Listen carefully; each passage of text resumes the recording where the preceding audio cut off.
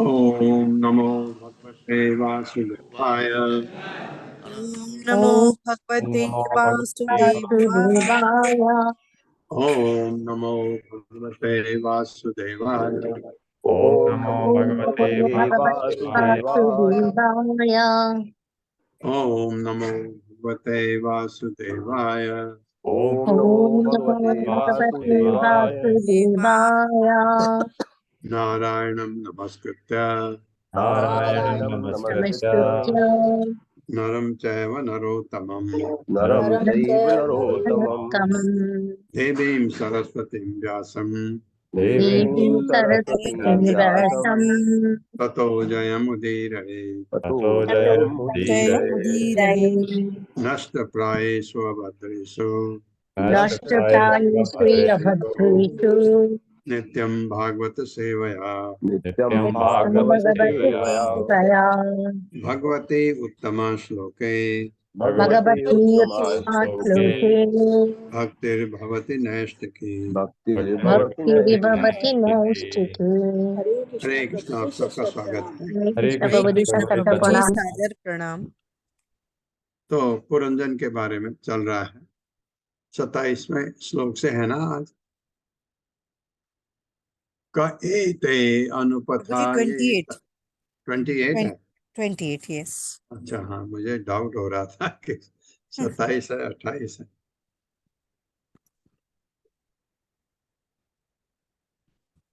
तम ह्री भवानी असि अत वाग्रमा वाग्रमापतिं विचिन्वतीं किं मुनिवद रहो बने त्वदंघ्रिकाम् आप्त समस्त कामं क्व पद्मकोशः पतितः कर कराग्र कराग कर कर आ कर अग्रात। मेरे साथ, त्वं ह्री भवानी असि हे भवानी त्वं ह्री भवानी असि अग्रमापतिं त्वं ह्री भवानी अत्यवाग्रमापतिं पतिम् वाग्रमापतिं विजन्वते किं मुनिवद्रहो बने तन्वते मुनिवद्रहो मुनिबद्रहो बने त्वदंघ्रिकाम् आप्त समस्त कामम् कामाप्त समस्त कामम् क्व पद्मकोशः पतितः कराग्रात् कर अग्रात्। पतित कराग्रा आग्रा। शब्दार्थ है त्वम तुम ह्री लज्जा भवानी शिव की पत्नी असि हो अथ ही वाक् सरस्वती देवी विद्या की देवी रमा लक्ष्मी पतिम पति के विचिन्नति विचार में मग्न खोज में रत किम क्या तुम हो मुनिवत मुनि के समान रह एकांत स्थान में बने वन में त्वतंग्री तुम्हारे पांव काम इच्छुक आप प्राप्त समस्त सभी कामम इच्छित वस्तुएं को कहाँ है पद्म कोश कमल पुष्प पतितः गिरा हुआ कर हाथ से अग्रभाग या हथेली से। हे सुंदर बाला, रंजन कह रहा है उस लड़के को, हे सुंदर बाला तुम साक्षात लक्ष्मी या भगवान शिव की पत्नी भवानी अथवा ब्रह्मा की पत्नी अर्थात विद्या की देवी सरस्वती के समान हो। कहीं गलती से वो हो तो नहीं कहा के समान हो, उनके समान कोई कैसे हो सकता। यद्यपि तुम अवश्य में इनमें से एक हो, किंतु मैं तुम्हें इस वन में अकेले विचरण करती देख रहा हूँ। निसंदेह तुम मुनियों की भांति मौन हो। ऐसा तो नहीं कि तुम अपने पति को खोज रही हो, चाहे तुम्हारा पति जो कोई भी हो, किंतु जिस तन्मयता से तुम उसे खोज रही हो, यह देखकर उसे सारे ऐश्वर्य प्राप्त हो जाएंगे। मैं सोचता हूँ कि तुम लक्ष्मी हो, किंतु तुम्हारे हाथ में कमल पुष्प नहीं है, अतः मैं पूछ रहा हूँ कि तुमने उसे कहाँ फेंक दिया। इतना पागल हो गया। मेरे साथ पढ़िए, हे सुंदर बाला, हे सुंदर बाला, वाला तुम साक्षात लक्ष्मी तुम साक्षात लक्ष्मी या भगवान शिव की पत्नी भवानी या भगवान शिव की पत्नी भवानी अथवा ब्रह्मा की पत्नी अर्थात विद्या की देवी सरस्वती के समान हो। अथवा ब्रह्मा की पत्नी विद्या की देवी सरस्वती के समान हो। यद्यपि तुम अवश्य में इनमें से एक हो, तुम अवश्य इनमें से एक हो, किंतु मैं तुम्हें इस वन में अकेले किंतु मैं तुम्हें इस वन में अकेले विचरण करती देख रहा हूँ। चरण करते देख रहा हूँ। निसंदेह तुम मुनियों की भांति मौन हो। निसंदेह तुम मुनियों की भांति मौन हो। ऐसा तो नहीं कि तुम अपने पति को खोज रही हो, ऐसा तो नहीं है कि तुम अपने पति को खोज रही हो, चाहे तुम्हारा पति जो कोई भी हो, चाहे तुम्हारा पति जो कोई भी हो, किंतु जिस तन्मयता से तुम उसे खोज रही हो, किंतु जिस तन्मयता से खोज रही हो, यह देखकर उसे सारे ऐश्वर्य प्राप्त हो जाएंगे। यह देखकर सारे ऐश्वर्य प्राप्त हो जाएंगे। ऐश्वर्य प्राप्त हो जाएंगे।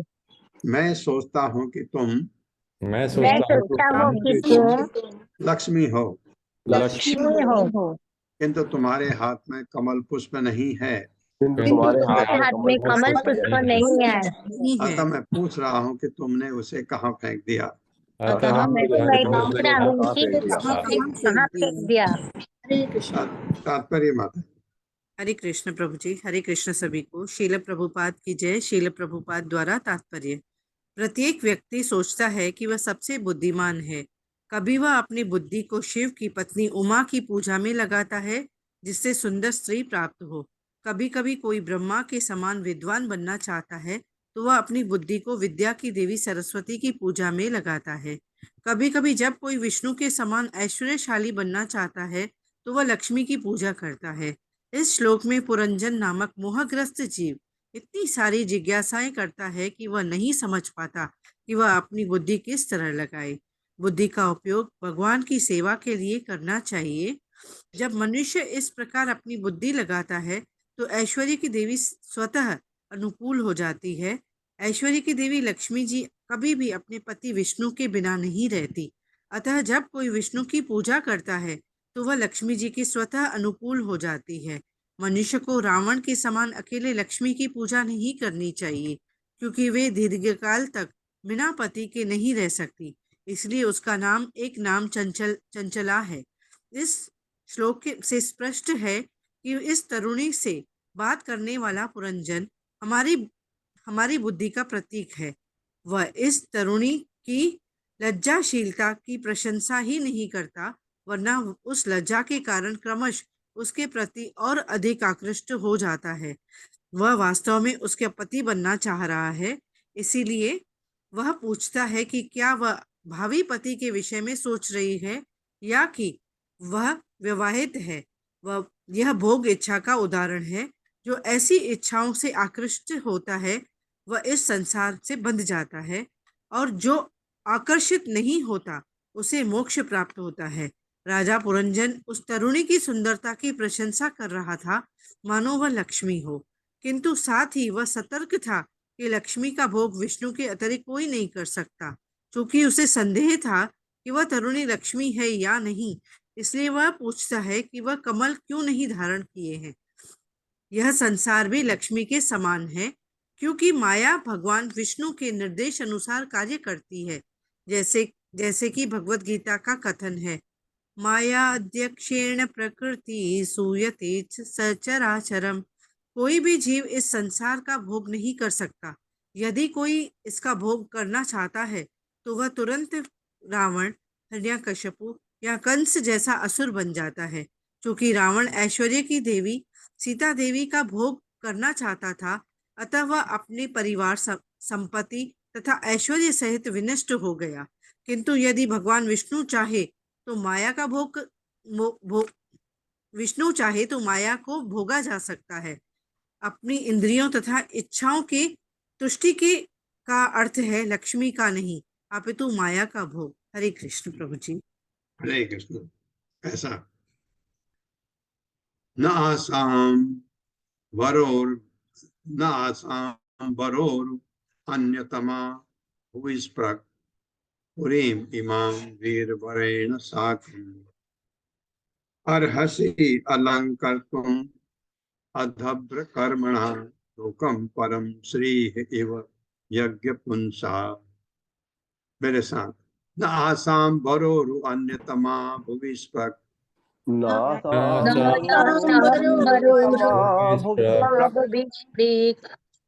पुरीम इमा वीरवरेण साकम् अर्हसि अलंकर्तुम् अधभ्र कर्मणा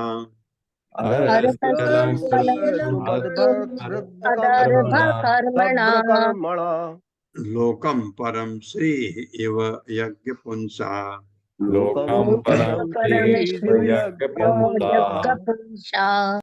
न नहीं आसाम इनके वरोर हे सुभगे अन्यतमा कोई भी वो इस पृथ्वी को छूते हुए पूरी नगरी इमाम यह वीर वरेण महान वीर साकम सहित अर्हसि पात्र हो अलंकर तुम अलंकर अलंकृत करने के लिए अधभ्र यशस्वी कर्मणा कार्यों से लोकम संसार परम दिव्य श्री लक्ष्मी इव सदृश यज्ञ पुंसा समस्त यज्ञ के भोक्ता सहित हे परम सौभाग्यशालिनी, ऐसा लगता है कि मैंने जिन स्त्रियों के नाम गिनाए हैं उनमें से तुम कोई नहीं हो, क्योंकि मैं देख रहा हूं कि तुम्हारे पांव पृथ्वी का स्पर्श कर रहे हैं।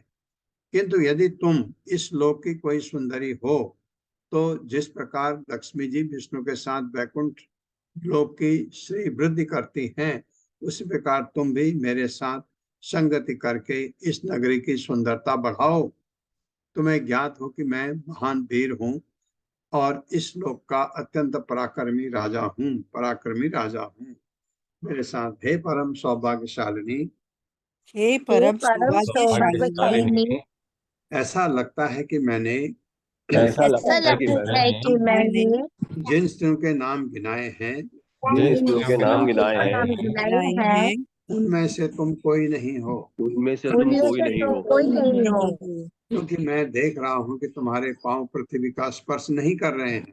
क्योंकि मैं क्योंकि देख मैं रहा हूँ देख कि रहा हूँ तुम्हारे कि पाँव तुम्हारे पृथ्वी पाँव का पृथ्वी का पृथ्वी कर का रहे हैं। स्पर्श कर रहे नहीं हैं, कर रहे अरे हैं, कर रहे हैं, नहीं कर रहे हैं कर रहे तुम्हारे हैं। पांव। कर हाँ, रहे हैं। किंतु यदि तुम इस लोक की कोई सुंदरी हो किंतु यदि तुम इस यदि लोक की तुम कोई इस लोक सुंदरी की हो, कोई सुंदरी हो, तो जिस प्रकार लक्ष्मी जी विष्णु के साथ तो जिस प्रकार जिस प्रकार जी विष्णु लक्ष्मी के जी साथ विष्णु के साथ वैकुंठ लोक की श्री वृद्धि करती हैं, वैकुंठ लोक लोक की की श्री वृद्धि वृद्धि करती हैं, करती है, हैं उसी प्रकार तुम भी मेरे साथ उसी उसी प्रकार प्रकार तुम तुम भी मेरे मेरे साथ साथ मेरे साथ संगति करके संगति संगति करके करके कि इस नगरी की सुंदरता बढ़ाओ। इस इस नगरी इस की नगरी सुंदरता की बढ़ाओ। सुंदरता बढ़ाओ।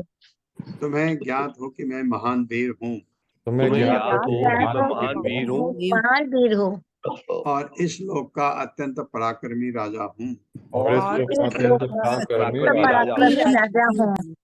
हाँ, क्योंकि लक्ष्मी जी सरस्वती इनके पैर ऐसा कहा जाता है पृथ्वी पर नहीं रखते, ऊपर हवा में रहते हैं। तो इसके पैर पृथ्वी पर थे, तो ये खुश हो गया और कहता है कि तुम वह नहीं हो।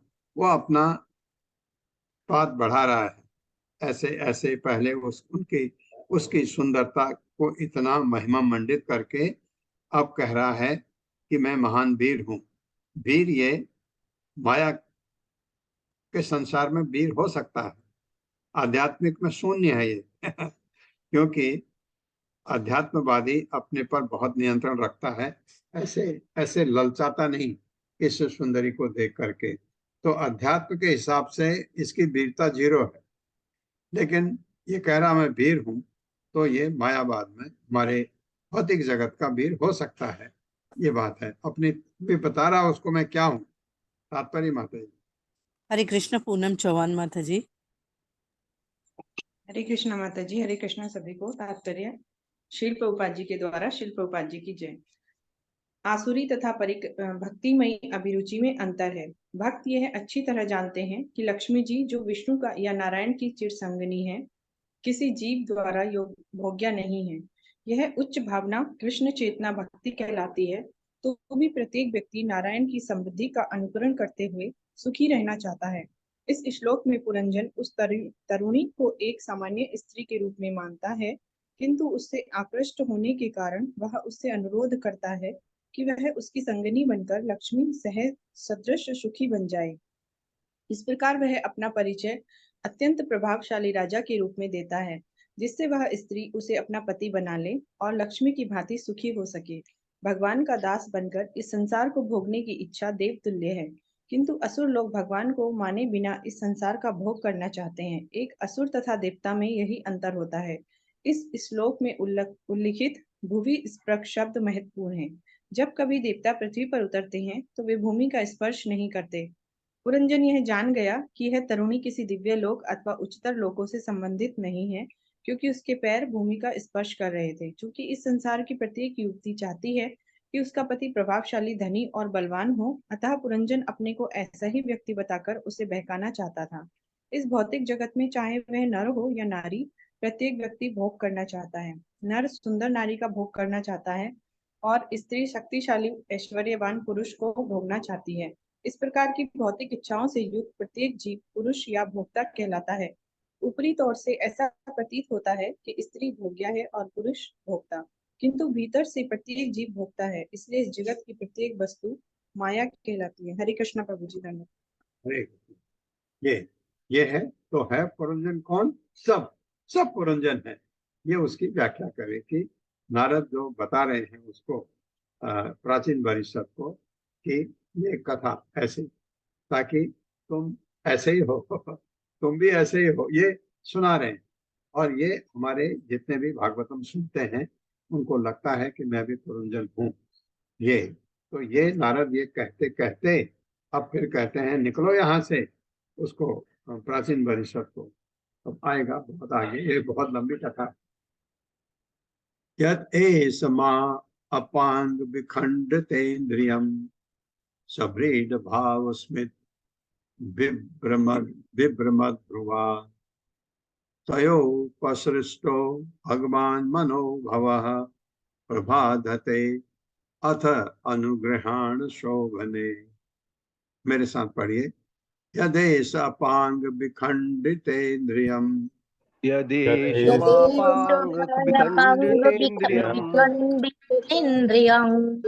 सभ्रीड भाव स्मित विभ्रमद ध्रुवा सब्बीट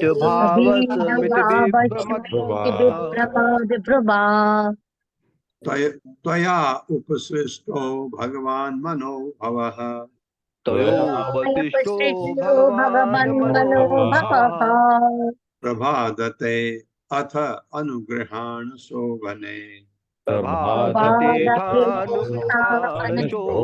शोभने।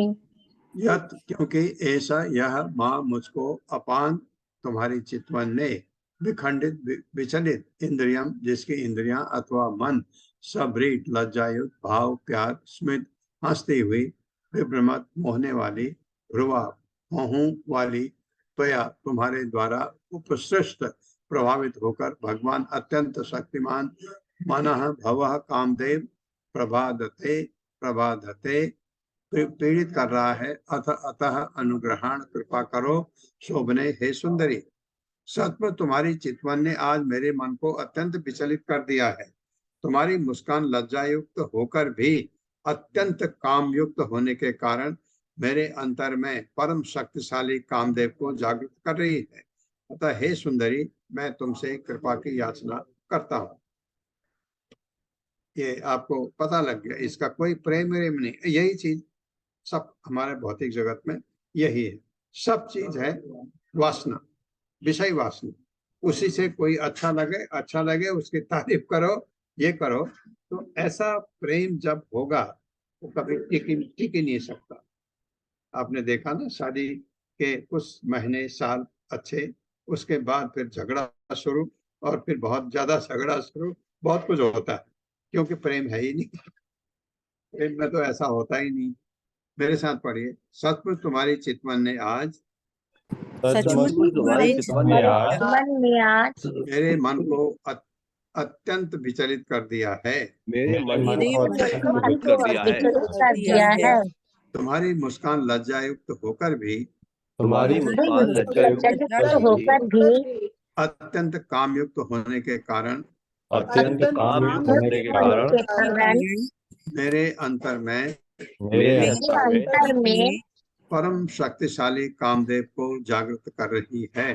परम शक्तिशाली कामदेव को जागृत कर रही है। अतः हे सुंदरी, मैं तुमसे कृपा की याचना करता हूँ। मैं तुमसे कृपा की याचना करता हूँ। ये घुटने टेक दिए इसने, घुटने टेक दिए उसके सामने।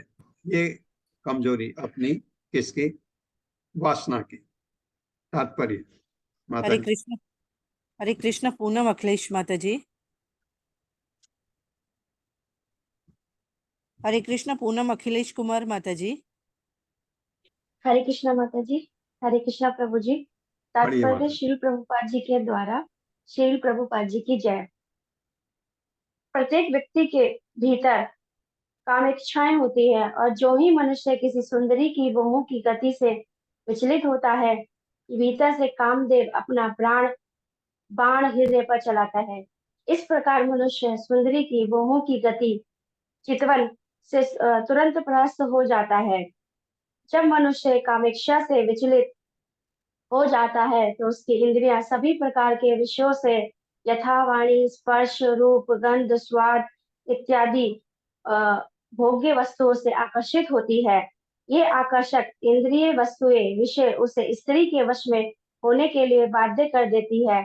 इस प्रकार जीव का बद्ध जीवन प्रारंभ होता है।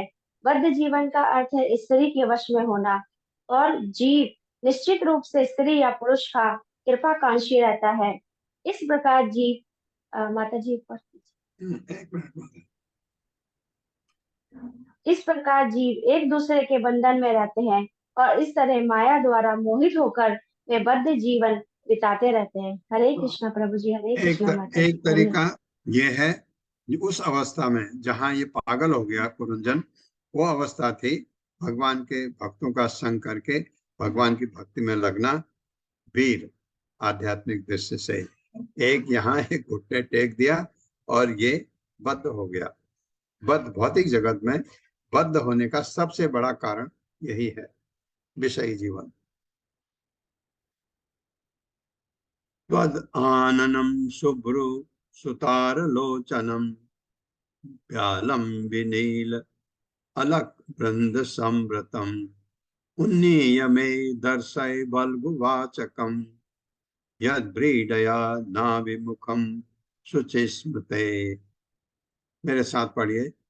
त्वद् आननं शुभ्र सुतारलोचनं त्वदाननं शुभ्रसुतारलोचनं शुभ्रसुतारलोचनम् व्यालं विनील अलक वृंद संवृतम् व्यालं व्यालं विनीतलकवृन्द विनीलालकवृन्दसंवृतम् संवृतम् उन्नीय मे दर्शय बल्गुवाचकम् उन्नीय मे दर्शय बल्गुवाचकम् बल्गुवाचकम् यद्व्रीडया न अभिमुखं शुचिस्मते। यद्वीडयानाभिमुखं शुचिस्मृते। तुम्हारा आनन मुख शुभ्र सुंदर भौहों वाली, सुतार सुंदर पुतलियों वाली, लोचनम आंखें, व्यालंबित छितरे हुए नीले रंग के अलग वृंद केश राशि, समृतम घिरे हुए उन्नीय ऊपर उठाकर मैं मुझको दर्शाई दिखाओ, बल्गु वाचकम सुनने में मधुर शब्दों वाली, यत जो ब्रीडया लज्जा से ना नहीं अभिमुखम समक्ष आप आमने सामने, शुचि स्मिते हे सुंदर हंसी वाली स्त्री, सुहासिनी सुहासिनी कहते हैं जिसकी हंसी बहुत सुंदर होती। हे सुंदरी सुंदर भौं तथा आंखों से युक्त तुम्हारा मुख अत्यंत सुंदर है, जिस पर नीले केश बिखरे हुए हैं, साथ ही तुम्हारे मुख से मधुर ध्वनि निकल रही है, फिर भी तुम लज्जा से इतनी आवृत हो कि मेरी ओर देख नहीं पा रही। अतः हे सुंदरी, मैं तुमसे प्रार्थना करता हूँ कि तुम हंसो, अपना सिर उठाकर मुझे देखो तो।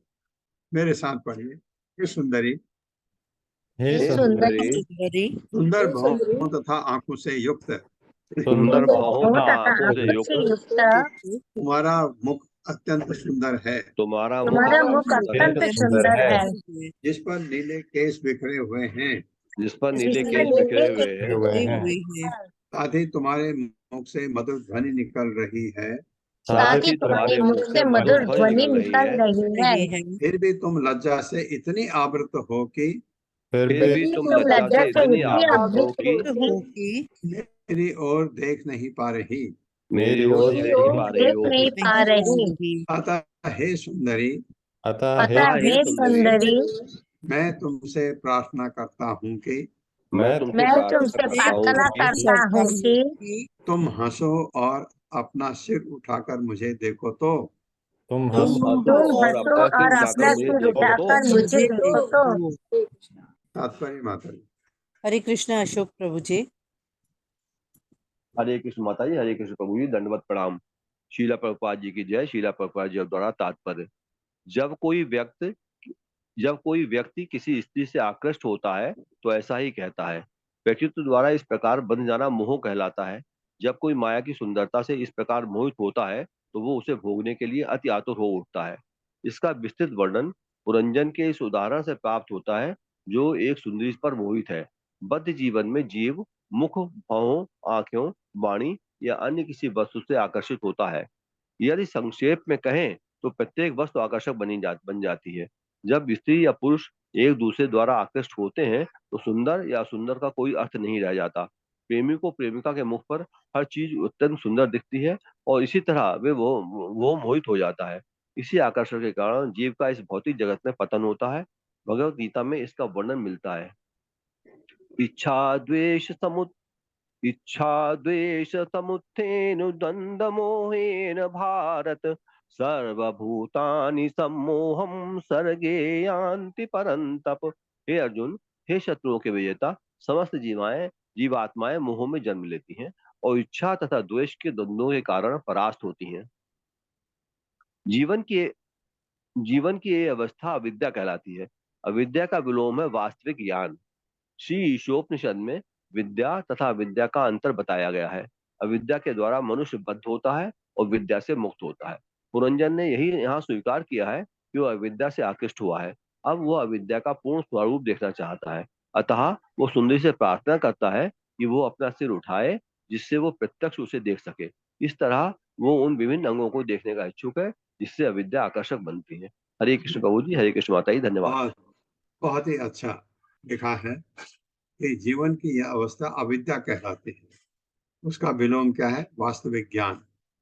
वास्तविक ज्ञान कि आप ये बद्ध होने से बचें, वो वास्तविक ज्ञान है। और अगर हम बद्ध होते हैं तो वो अज्ञान है, अविद्या है। नारद उवाच इत्थं पुरंजनम नारी याचमानम अधीरवत् अभ्यनंदत तम वीरम हसन्ते वीर मोहिता। मेरे साथ, इत्थं पुरंजनम नारी इत्थं इत्थं पुरंजनं पुरंजनं नारी नारी याचनाम अधीरयत् याचमानं मधीरवत् अभ्यनंदत तम वीरम अभ्यनन्दतं अभ्यनन्दतं वीरं वीरम् हसन्ति वीर मोहिता। हसन्ति हन्ति वीरमोहिता। वीरमोहिता। नारद उवाच, नारद मुनि ने कहा, इत्थम इसके पश्चात पुरंजन को नारी स्त्री याचमानम याचना करते हुए अधीरवत अत्यंत अधीर होकर अभ्यनंदत उसने संबोधित किया, तुम उस वीर को हसंती हंसते हुए, वीर हे वीर मोहिता उससे आकृष्ट होकर। अब वो बोलती है। नारद ने आगे कहा, हे राजन, किसको बात कर रहे हैं? प्राचीन परिषद को कथा सुना रहे हैं। ये सबके लिए, हमारे सबके लिए है सब, क्योंकि हम बिल्कुल ऐसे ही हैं जैसे ये बता रहे हैं। ये यहाँ पर जो सबसे बड़ा कमजोरी आदमी की, अगर वो किसी से उसका आकर्षण होता है, घुटने टेकता है, तो वो केस गौन केस है। आप किसी को अच्छा समझते हैं कि आपके पत्नी बनने के लायक है, उसको कह सकते हैं ऐसा है, मैं ऐसा सोचता हूं। अगर वो ना कहे तो आपकी कहानी वहीं खत्म। ऐसा नहीं कि आप पागल हो जाएं उसके पीछे। ये है आदमी का ज्ञान। एक अज्ञान वो वासना से इतना पीड़ित है कि घुटने टेके और उससे कह, वो ये भी कहे अगर कि तुम मेरे पैर दबाओगे रोज, तो वो हाँ कर देगा, अभी तुम देखना। तो मेरे साथ पढ़िए। नारद ने आगे कहा, नारद ने आगे कहा, हे राजन, हे राजन, जब राजा उस सुंदरी का स्पर्श करने जब राजा उस सुंदरी का स्पर्श करने तथा उसका भोग करने के लिए भोग करने के लिए अत्यधिक मोहित एवं अधीर हो उठा, अत्यधिक मोहित एवं अधीर हो उठा, तो वह बाला भी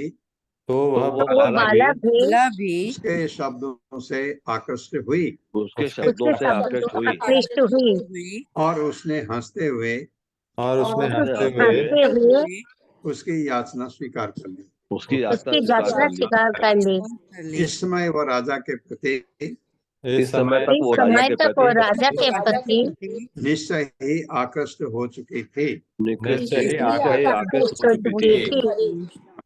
ये स्त्रियों में इतना संयम होता है। उसने अभी तक कुछ नहीं कहा, अब सोचा कि ये ठीक है, राजा है, बलवान है। अब वो फिर भी उसमें थोड़ा ज्ञान है। पुरंजन तो गौन केस है बिल्कुल। तात्पर्य माता जी। हरे कृष्ण रश्मि माता जी। हरे कृष्णा माता जी, हरे कृष्णा प्रभु जी, शत प्रणाम। शील प्रभुपाद की जय। शील प्रभुपाद द्वारा तात्पर्य, इस घटना से हम ये समझ सकते हैं कि जब मनुष्य आक्रांत हो जाता है और स्त्री से प्रेम याचना करने लगता है तो स्त्री पुरुष के प्रति आकृष्ट हो जाती है। भागवत 5.5.8 में इस क्रिया को पुंसा स्त्री मिथुनी भाव मेतम कहा गया है। यह आकर्षण विषयी जीवन के स्तर पर पुनः होता है। इस प्रकार कामोत्तेजना भौतिक बंधन का आगम स्थल है। अतः ये बद्ध जीवन अर्थात भौतिक संभोग का आगम स्थल ही आध्यात्मिक जीवन की विस्मृति का कारण है। इस प्रकार से जीव की मूल कृष्ण चेतना दब जाती है या फिर भौतिक चेतना में बदल जाती है और इस प्रकार से मनुष्य इंद्रिय तृप्ति में लग जाता है। हरे कृष्ण। ये बहुत ही अच्छा, क्योंकि ये जब होता है तो कृष्ण चेतना दब जाती है और वो इस प्रकार मनुष्य इंद्र तृप्ति में लग जाता है और भगवान की तरफ पीठ। न विदाम वयम सम्यक कर्तारम न विदाम वयम का सम्यक कर्तारम पुरस ऋषभ आत्मनश्च परस्य परस्यापि पुत्रम नाम न यत्कृतम। मेरे साथ, न विदाम वयम सम्यक न विदाम न वयं विदाम वयं सम्यक् कर्तारम पुरुष ऋषभ कर्तारं पुरुषर्षभ आत्मनश्च परस्यापि आत्मनश्च परस्यापि परस्यापि पुत्रम नाम न यत्कृतम। गोत्रम न च चमचक्रिकम्। शब्दार्थ ना नहीं, विदाम जानती हूँ, वयम मैं, सम्यक भली भांति, कर्तारम पैदा करने वाले को, पुरुष ऋषभ हे मनुष्य में श्रेष्ठ, आत्मनः अपना च तथा परस्य औरों का, अपि भी गोत्रम गोत्र वंश का, नाम नाम च तथा यत्कृतम कौन किसके द्वारा बनाया गया। उस युवती ने कहा, मेरे साथ पढ़िए, उस युवती ने कहा, उस युवती ने कहा, हे मनुष्य श्रेष्ठ, हे मनुष्य श्रेष्ठ, मैं नहीं जानती कि मुझे मैं नहीं जानती कि मुझे किसने उत्पन्न किया है। किसने उत्पन्न किया है। उत्पन्न किया है। मैं तुम्हें यह ठीक ठाक नहीं बता सकती। मैं तुम्हें ठीक ठाक नहीं बता सकती। नहीं बता सकती। नहीं मैं अपने या दूसरों के गोत्र के नामों को जानती हूँ। नहीं मैं अपने या मैं दूसरों अपने के या गोत्र के दूसरों के नामों को गोत्रों के जानती हूँ। नामों को जानती हूँ। तात्पर्य माता जी। हरे कृष्ण गोपाल झा प्रभु जी, अनम्यूट करें प्रभु जी। हरे कृष्णा माता जी, हरे कृष्ण प्रभु जी, दंडवत प्रणाम। श्रील भाई। प्रभुपाद की जय। श्रील प्रभुपाद के द्वारा तात्पर्य, जीवन अपनी उत्पत्ति के विषय में अज्ञान होता है। वह यह नहीं जानता कि इस भौतिक जगत की रचना क्यों हुई, दूसरे लोग इस भौतिक जगत में क्यों काम कर रहे हैं और इस जगत की चरम स्रोत क्या है। कोई भी इस प्रश्न के उत्तर नहीं जानता और यही अज्ञान अज्ञान या अविद्या है। जीवन की उत्पत्ति के विषय में खोज करने पर कुछ विख्यात वैज्ञानिक रासायनिक संगठनों की कोशिकाओं के समुच्चय को ढूंढ पाए हैं, किंतु वास्तव में इस भौतिक जगत में जीवन के मूल स्रोत को कोई भी नहीं जानता। ब्रह्म जिज्ञासा पद को प्रयोग इस भौतिक जगत में अपने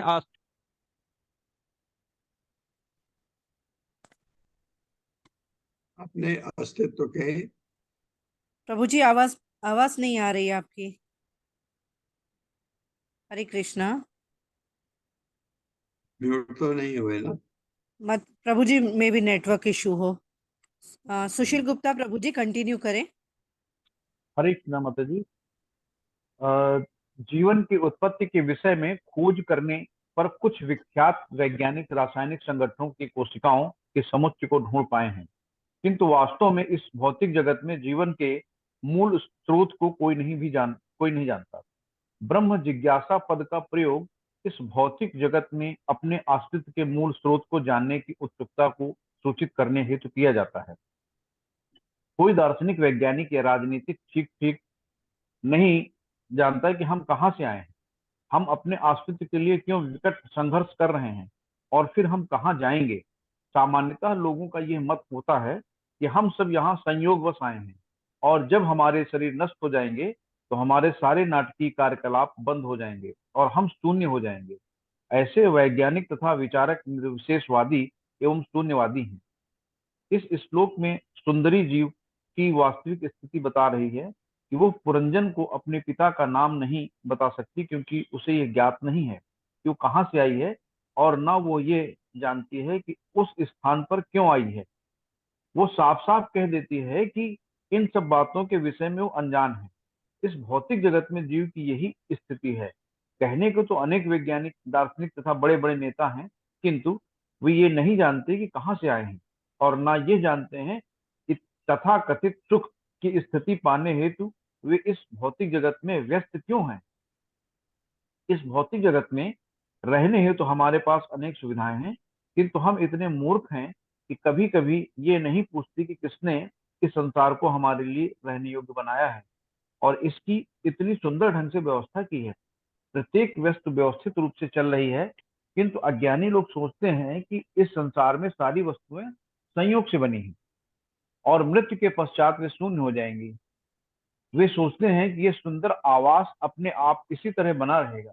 हरे कृष्णा प्रभु जी, हरे कृष्णा माता जी, दंडोत प्रणाम। हरे कृष्णा। हरे कृष्णा।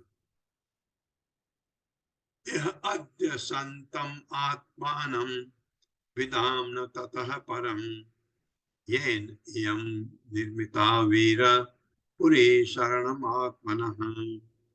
मेरे साथ, यह अद्य संतम आत्मानं आद्य संतम आत्मानं विदाम्न ततः परम विदाम्न ततः परम् येन इयं निर्मिता वीर येन इयं निर्मिता वीर पुरी शरणम आत्मनः। पुरी शरणमात्मनः। यह यहाँ अद्य आज संतम विद्यमान आत्मानम जीवात्माएं विदाम इतना ही जानते हैं, न नहीं तत्परम इसके आगे एन जिससे यह निर्मिता उत्पन्न की गई वीर, हे वीर पूरी नगरी शरणम विश्राम स्तर आत्मनः समस्त जीवों का। हे वीर, हम इतना ही जानते हैं कि हम इस स्थान में हैं, हम यह नहीं जानते कि आगे क्या होगा। दरअसल हम इतने मूर्ख हैं कि यह भी नहीं जानते, जानने का प्रयत्न यह है कि हम यह भी जानने का प्रयत्न नहीं करते कि हमारे रहने के लिए किसने इतना सुंदर स्थान बनाया है। बहुत सही बात है, ये भी नहीं जानते। ये कह रही, मेरे साथ पढ़िए। हे वीर, हम इतना ही जानते हैं कि हम इस स्थान में हैं। हम इतना ही जानते हैं कि हम इस स्थान में हैं। हम यह नहीं जानते कि आगे क्या होगा। हम ये नहीं जानते कि आगे क्या होगा। दरअसल हम इतने मूर्ख हैं कि दरअसल हम इतने मूर्ख हैं कि यह भी जानने का प्रयत्न नहीं करते ये भी जानने का प्रयत्न नहीं करते कि हमारे रहने के लिए कि हमारे रहने के लिए किसने इतना सुंदर स्थान बनाया है। किसने इतना सुंदर स्थान बनाया है। तात्पर्य माता जी। हरे कृष्ण। सुषमा माता जी। हरे कृष्ण माता जी। प्रभु जी हरे कृष्ण, दंडवत प्रणाम। श्री प्रभुपाद जी की जय। प्रभुपाद जी के द्वारा तात्पर्य। कृष्ण चेतना का अभाव ही अविद्या है। श्रीमद् भागवत 5.5.5 में इसे पराभवस्ताद अवबोधत जाता कहा गया है। प्रत्येक व्यक्ति अज्ञानी रूप में उत्पन्न होता है, यही भागवत का कथन है। अपनी अज्ञानता के कारण हम राष्ट्रवाद, परोपकारवाद, अंतरराष्ट्रीयवाद, विज्ञान, दर्शन इत्यादि कई अन्य चीजों को जन्म देते हैं। इन सब के मूल में हमारा अज्ञान काम करता है। यदि अज्ञान ही मूल सिद्धांत हो तो फिर ज्ञान की इतनी उन्नति से क्या लाभ? जब तक मनुष्य कृष्ण भक्ति नहीं करता तब तक उसके सारे कार्य व्यर्थ हैं। ये मनुष्य जीवन अज्ञान को भोगने के लिए मिला है, किंतु लोग बिना जाने हुए कि अज्ञान को कैसे भगाया जाए तरह तरह की योजनाएं बनाते रहते हैं और मृत्यु के बाद ये सारी योजनाएं नष्ट हो जाती हैं। हरे कृष्णा प्रभु जी। हरे कृष्ण माता जी हरे जी। कृष्णा, धन्यवाद। मनुष्य जीवन जो है अज्ञान को भगाने के मिला है। अज्ञान नहीं रहे तो हम भक्ति की तरफ लगें और अपना दूसरा जन्म सुधार लें। ये बहुत अच्छा इस युवती ने बताया है कि मुझे नहीं पता और मुझे ये भी नहीं पता इतना स्थान कैसे हमको मिला रहने के लिए। ये असली ज्ञान ये है, यहाँ हमको पता कुछ तो करना चाहिए। एते सखायः सख्यो मे नरा नार्यश्च मानदा सुप्तायां मयि जागर्ति नागो अयं पालयन् पुरीम्। मेरे साथ, एते सखायः सख्यो मे एते सखायः सखायः सख्यो मे नरा नार्यश्च मानदा नरानार्यश्च मानदा सुप्तायां मयि जागर्ति सुप्तायां मयि मयि जागृति नागो अयं पालयन् पुरीम्। नागोऽयं पालयन् पुरीम्।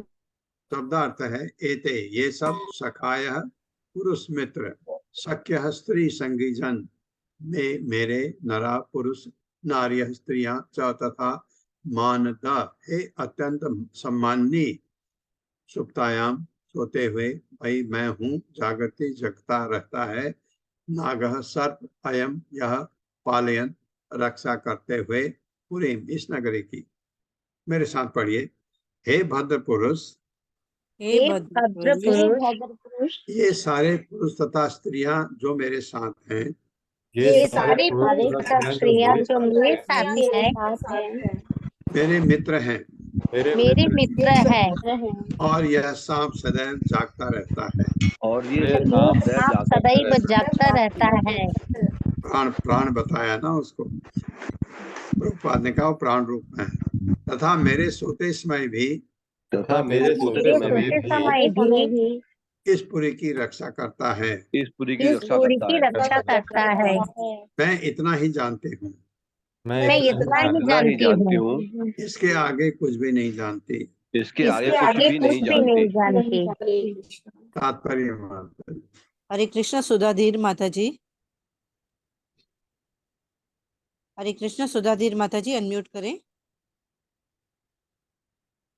हरे कृष्णा माता जी, हरे कृष्णा प्रभु जी, दंडवत प्रणाम। श्री श्री प्रभुपाद जी की जय। तात्पर्य श्री प्रभुपाद जी के द्वारा। पुरंजन ने उस सुंदरी से उन 11 पुरुषों तथा उनकी पत्नियों एवं सर्प के विषय में पूछा।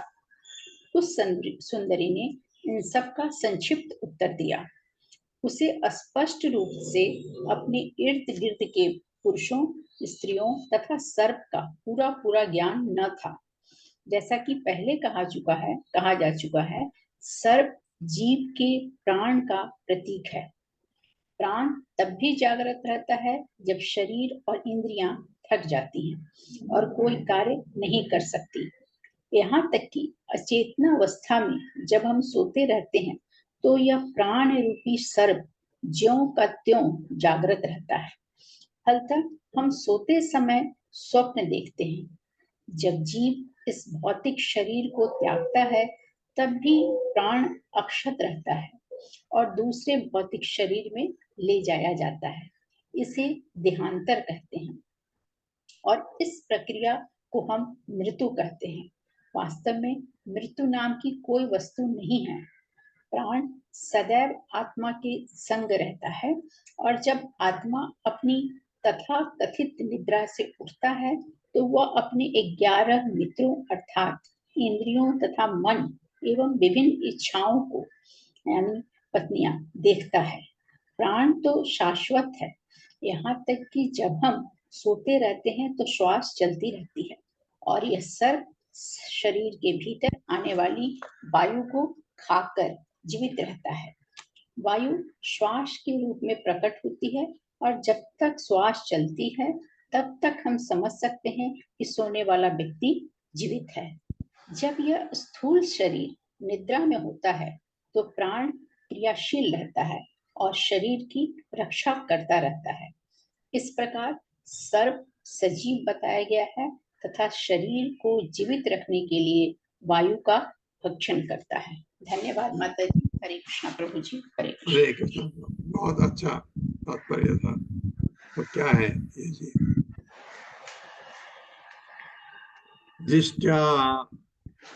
जिष्टा आगतो असि भद्रम ते ग्राम्यान् कामान् अभीप्ससे उद्वहिष्यामि तां ते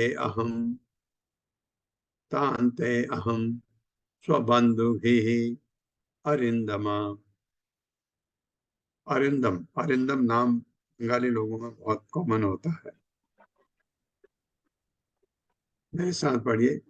दिग्या आगतो असि भद्रम ते दिश्यागतयोषु भद्रं ते ग्राम्यान् कामान् अभीप्ससे ग्राम्यान् कामान् भिक्षसे उद्वहिष्यामि तान् ते अहं उद्दिश्यामि तं तेऽहम् स्वबन्धुम् अरिन्दमा। बन्धुभिः अरिन्दम।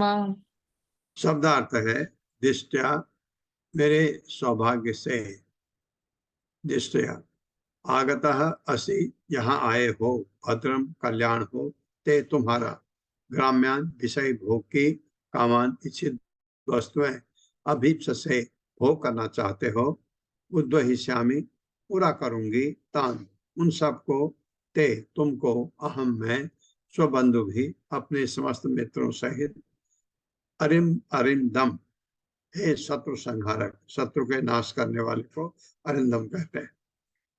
मेरे साथ पढ़िए। हे शत्रु संहारक, तुम किसी न किसी तरह यहाँ पर आए हो। तुम किसी न किसी तरह यहाँ पर आए हो। यह मेरे लिए अत्यंत सौभाग्य की बात है। ये मेरे लिए अत्यंत सौभाग्य की बात है। तुम्हारा कल्याण हो। तुम्हारा कल्याण हो। तुम्हें अपनी इंद्रियों को संतुष्ट करने की उत्कंठा है। तुम्हें अपनी इंद्रियों को संतुष्ट करने की उत्कंठा है। अतः मैं तथा मेरे सभी मित्र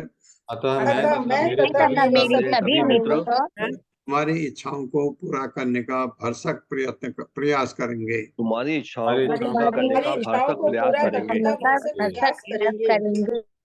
तात्पर्य। हरे कृष्ण। अरुणी देवी दासी माता जी। हरे कृष्णा प्रभु जी, दंडवत प्रणाम। माता जी यहाँ पर थोड़ा सा डिस्टरबेंस रहेगा। ठीक है, कोई और पढ़ लेगा। ठीक है, ओके माता जी। हरे कृष्णा। कामिनी अग्रवाल माता जी। हरे कृष्णा। हरे कृष्णा प्रभु जी। हरे कृष्णा माता जी। शील प्रभुपाद जी के द्वारा तात्पर्य। शील प्रभुपाद जी की जय। जीव इस जगत में इंद्रिय तृप्ति के लिए आता है, और उसकी बुद्धि इस जो स्त्री स्वरूपा है उसे सही मार्ग बताती है, जिससे वो अपनी इच्छाओं को जी भरकर पूरा कर सकता है। किंतु वास्तव में बुद्धि तो परमात्मा अर्थात पूर्ण पुरुषोत्तम भगवान से प्राप्त होती है, जो इस भौतिक जगत में आए हैं। प्रत्येक जीव को सारी सुविधाएं प्रदान करते हैं, जैसा कि भगवत गीता 2.41 में कहा गया है। व्यवसायत्मिका बुद्धि रेखे कुरु नंदन बहुशाखा अनंताश्च बुद्धियो अव्यवसायी नाम। इस आध्यात्म पद के अनुगामी अपने उद्देश्य में दृढ़ संकल्प रहते हैं और उनका लक्ष्य एक ही होता है। परंतु हे कुरु नंदन, जो दृढ़ संकल्प नहीं है उनकी बुद्धि अनेक शाखाओं में विभक्त होती है।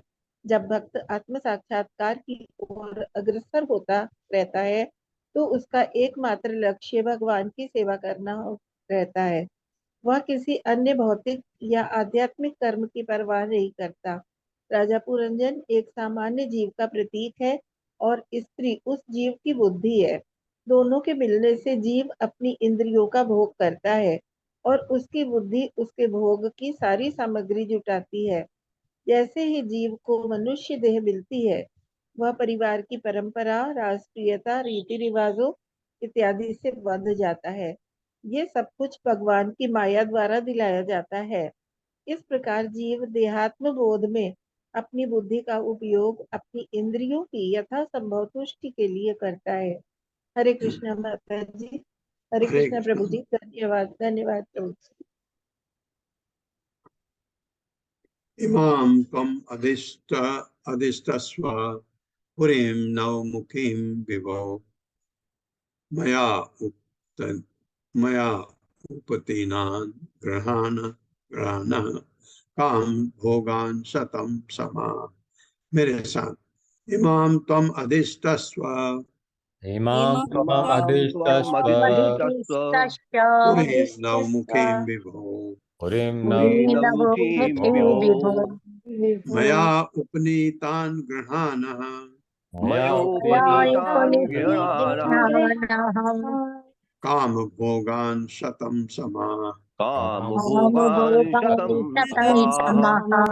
इमाम इस तुम अधिष्ठस्व, जरा ठहरो, पुरी नगरी में, नवमुखी 9 द्वारों वाली, विभो मेरे स्वामी, मया मेरे द्वारा, उपनीतान व्यवस्थित, ग्रहण करते हुए, काम भोगान इंद्रिय के लिए वस्तुएं, शतम 100 समा वर्ष।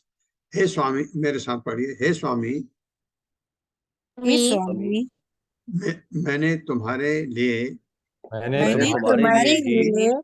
इस 9 द्वारों वाली नगरी की व्यवस्था की है। इस 9 द्वारों वाली नगरी की व्यवस्था की है, जिससे सभी प्रकार से तुम्हारी इंद्रिय तुष्टि हो सके। तुम्हारी इंद्रिय तुष्टि हो सके। तुम यहाँ 100 वर्ष तक रह सकते हो। तुम यहाँ 100 वर्षों तक रह सकते हो और तुम्हें भोग की सारी सामग्री प्रदान की जाएगी। और तुम्हें तुम्हें भोग की भोग सारी की सामग्री प्रदान की प्रदान जाएगी। की जाएगी। तात्पर्य माता। हरे कृष्ण रीटा पंडित माता जी। हरे कृष्ण माता जी। हरे कृष्ण प्रभु जी। तात्पर्य शिल प्रभुपाद के द्वारा, शिल प्रभुपाद के जय। धर्मार्थ काम न मोक्षा नाम द्वारा संप्राप्ति है तथा धर्म अर्थ काम तथा मोक्ष के क्षेत्र में सभी प्रकार की सफलता का कारण स्त्री है। जब पुरुष पत्नी ग्रहण करता है यानी कि विवाह करता है तो यह माना जाता है कि उसे मोक्ष की दिशा में प्रगति के लिए सहायता मिल रही है। जीवन के प्रारंभ में मनुष्य को ब्रह्मचारी के रूप में शिक्षित किया जाता है और फिर उपयुक्त लड़की के साथ विवाह करके गृहस्थ जीवन बिताने दिया जाता है। यदि गृहस्थाश्रम की ठीक से शिक्षा मिले तो मनुष्य को मानव जीवन की समस्त सुविधाएं, भोजन, नींद, संभोग तथा सुरक्षा प्राप्त हो जाती है। यदि विधि विधान के अनुसार सब कुछ किया जाए तो प्रत्येक सुविधा उपलब्ध है। हरे कृष्णा। हरे कृष्णा। ये है, अगर पत्नी आपकी सबसे बड़ी आपकी सहायक है पुरंजन की, क्योंकि अगर पत्नी उसको ठीक दिशा दे दे तो ये बहुत बहुत पत्नी पर बहुत निर्भर करता है ये, क्योंकि आपके धर्म अर्थ काम मोक्ष की बात तभी पैदा होती है जब आपका सुखमय जीवन हो। तो आपने ये 3 कर लिए, बाद में आपको लगता है ये हो गया, अब भगवान की भक्ति की तरफ मोक्ष, नहीं तो उसी में उलझ जाते हैं। ओम अज्ञान तिम्रांधस्य ज्ञानांजन शलाकया चक्षुरुन्मिलितं तस्मै श्री गुरुवे नमः। नमः विष्णुपादाय कृष्णपृष्ठाय भूतले श्रीमते भक्तिवेदांत स्वामिनिति नामिने। नमस्ते सारस्वती देवे गौरवाणी प्रचारिणे निर्विशेष शून्यवादी पाश्चात्य तारिणे। जय हो श्री कृष्ण चैतन्य प्रभु नित्यानंद श्री अद्वैत गदाधर शिवासादि गौर भक्तवृंद। हरे कृष्णा कृष्ण कृष्णा हरे हरे, हरे राम राम राम हरे हरे। हरे कृष्णा। रूमा माता जी हैं तो प्रश्न पूछ